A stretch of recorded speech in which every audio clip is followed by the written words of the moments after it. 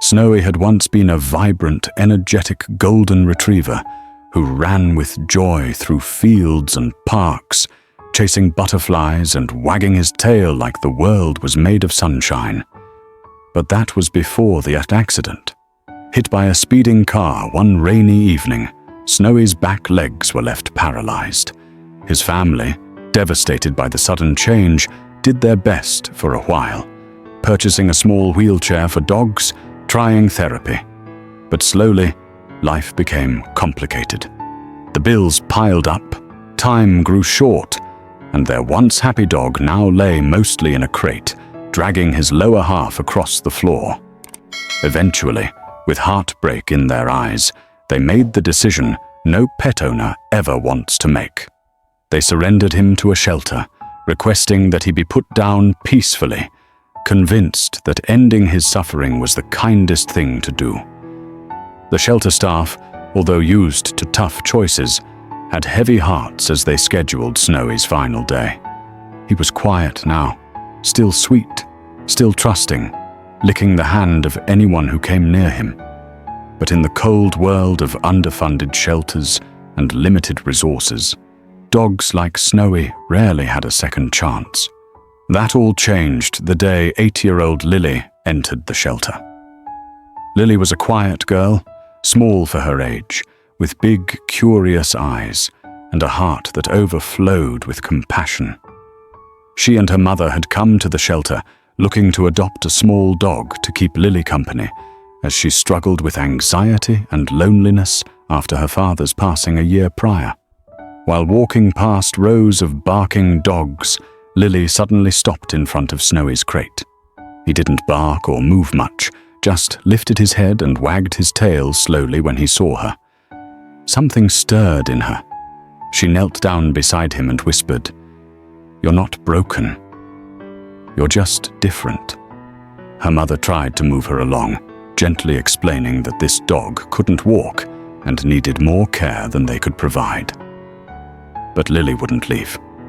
She cried for hours that night and begged every day after that to go back to Snowy. Moved by her compassion, her mother eventually relented.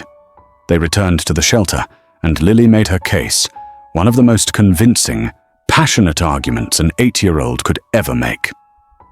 "Just give us a week," she said to the shelter director. "If he's not better, we'll bring him back." With little hope, but touched by Lily's determination, the shelter agreed. At home, Lily read everything she could about dogs with spinal injuries. She made a soft nest of blankets, massaged Snowy's legs gently, like she saw in videos, and encouraged him to move. She wheeled him outside in his little cart, talked to him like a best friend, and even played games that didn't require much movement. But the real miracle came one morning when Lily brought home a red rubber ball. "Watch this," she told her mum. She rolled the ball gently towards Snowy. At first, he watched it, his tail tapping the floor slowly. Then, as if pulled by instinct, Snowy reached out with his front legs and began to drag himself toward the ball, a few inches at first, then more. Lily clapped and cried out with joy. Over the next few weeks, something extraordinary happened. Snowy's spirit reignited. His muscles, once atrophied and limp, began to regain strength with daily therapy and love. One morning, he did something nobody expected. He stood, wobbly and awkward, but on all 4 legs. Lily screamed with joy. Her mother captured it on video, and it quickly went viral after being shared online.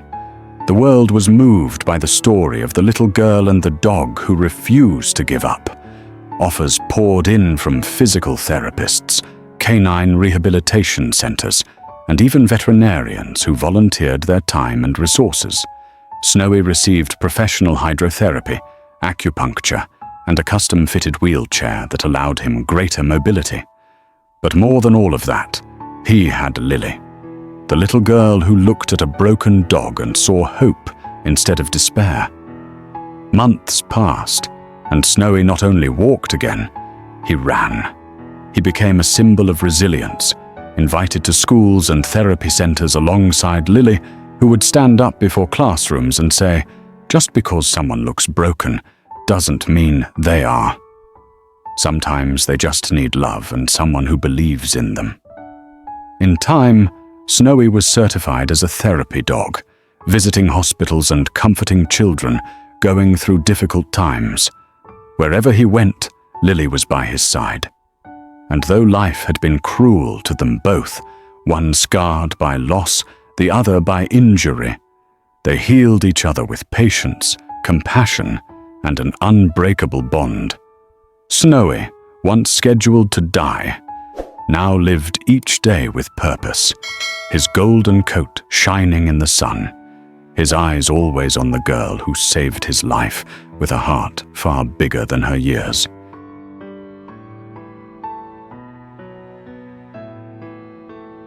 Years passed, but the bond between Lily and Snowy only deepened. The world saw a sweet story of healing. But behind the scenes was something far more profound, a quiet, everyday miracle. Snowy had not only recovered physically, emotionally, he had come alive in ways no one imagined possible. He began to sense Lily's moods before she spoke a word. When she felt anxious or overwhelmed, Snowy would rest his head on her lap. When nightmares haunted her, he would paw gently at her door, waiting until she let him in so he could curl beside her bed.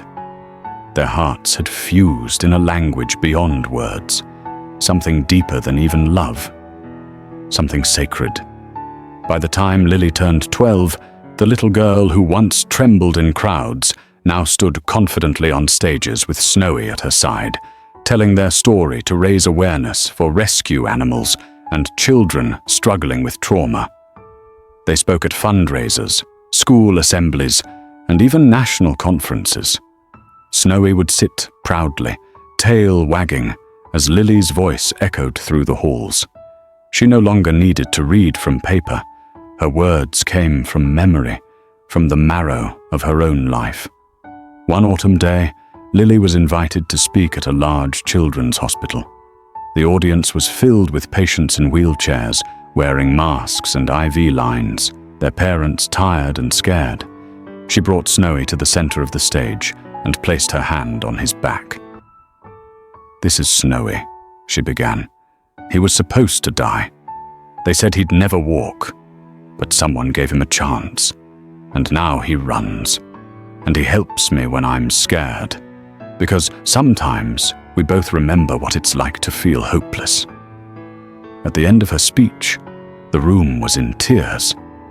Snowy, sensing the emotions around him, went to each child, gently nudging their hands, licking their fingers, laying his head on their laps. Laughter and tears filled the space in equal measure. Afterward, a doctor approached Lily's mother with wet eyes. "You know," he said, "this dog has done more healing in 20 minutes than some of us can in months." That night, Lily sat in the back seat of the car with Snowy curled beside her. She whispered, "We're not just saving each other anymore, are we, Snowy? We're saving the world, one person at a time." But time, as always, kept moving, and Snowy, now a senior dog, began to slow down. His legs ached in the winter. His eyes, once so sharp, became misty. Still, he never stopped watching Lily, never stopped following her, even if it was just from one room to another. On Lily's 15th birthday, Snowy didn't come to her room in the morning like he usually did. When she rushed downstairs in her pajamas, her heart froze. He was lying by the fireplace, still breathing, but barely. She knelt beside him, holding his paw as tears fell silently. "It's okay," she whispered, her voice breaking. "You did everything. You gave me my life back. You can rest now, my brave boy." Snowy looked at her, tail thumping weakly one last time. Then, with a deep breath, he closed his eyes. The grief that followed was unlike anything Lily had known, even deeper than when she lost her father. Snowy had been her anchor, her light, her healer. But as she held his collar and wept, something inside her stirred. He had taught her how to survive. Now it was her turn to carry that forward. In Snowy's memory, Lily and her mother started an organization called Second Paw Chance, focused on rescuing disabled dogs and connecting them with children going through trauma. Snowy's face became the logo, a gentle, wise retriever with kind eyes. Years later, as Lily prepared to head to college to study veterinary therapy, she visited Snowy's grave in their backyard garden. Fresh flowers bloomed there, planted by the many children who had come through their home. "I miss you every day," she whispered, "but I feel you in every paw print we save." A soft breeze rustled the leaves, and for a moment, Lily swore she could feel a warm presence at her side, like a familiar furry body leaning into her leg.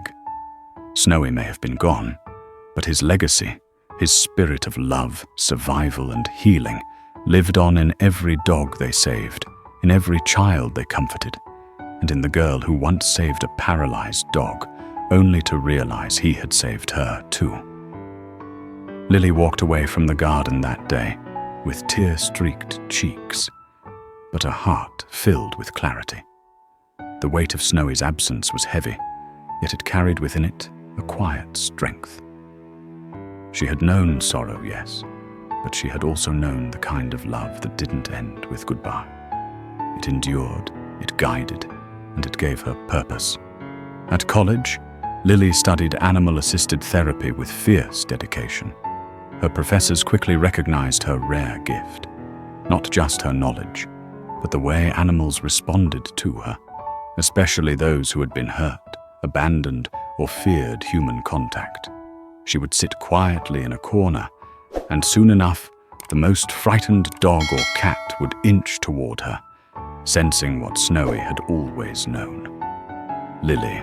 Back home, her mother ran Second Paw Chance, and together they expanded its reach. They brought in therapists, trainers, volunteers, many of whom had once been the broken children who came to heal. Snowy's story was always the first one shared with new arrivals. His framed photo hung in every room, a reminder that no life, no matter how damaged, was beyond saving. One day, a special case came in. A German shepherd named Titan, found tied behind an abandoned warehouse, legs paralyzed, ribs poking through thin fur. He bit at anyone who approached, eyes wild with fear. The staff called Lily, unsure if Titan could be saved. She took a train home that same night. When Lily walked into Titan's enclosure, everyone held their breath. The dog growled low, warning her. But she didn't flinch. She simply sat on the ground, whispering softly, her voice barely louder than a breeze. "I know you're scared," she said. "But I had a Snowy once, and he was scared too. You're not alone." For hours she sat there. Titan didn't bite. He didn't bark. Eventually, his breathing slowed. His growling stopped. And then, as if led by something invisible and ancient, he dragged his weak body forward and laid his head in her lap. Everyone watching knew in that instant he had chosen her. Over the next 2 years, Lily and Titan built something beautiful. With physical therapy, he slowly regained movement. With patience, he learned trust. And with Lily, he found love. She brought him to her campus, where he became a therapy dog in training, visiting students with anxiety and trauma. One night, as Lily sat on the floor with Titan curled beside her, she pulled out a small notebook, the one she'd started the day Snowy died. She wrote, "Dear Snowy, today I watched Titan climb a small hill on his own. He paused at the top and looked at the sky like he knew you were watching. He's so much like you, wounded but brave. I miss you every day. But because of you, he gets a second chance. I promise to keep giving more second chances for as long as I can." Lily closed the notebook and hugged Titan, feeling the thump of his heart against her chest.